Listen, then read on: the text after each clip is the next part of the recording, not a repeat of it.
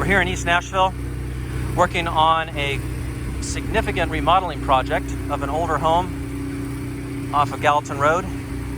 This homeowner is intentional about using existing housing stock, which is what E3 believes in as well, and he's going to go through and systematically have us clean out and insulate with spray foam the lid, the attic, and then there's a sealed crawl space going in on the bottom of the home. And then what's really cool is Precision Air is going to be installing variable speed water furnace 7 series geothermal system. So that's why the front yard's a mess. There's actually 4 geothermal wells that were drilled last week. So we've slipped in here to do our part in preparation for the installation of the ductwork after Thanksgiving, and then the geothermal system itself. So again, signing off from East Nashville, hoping you have a good holiday.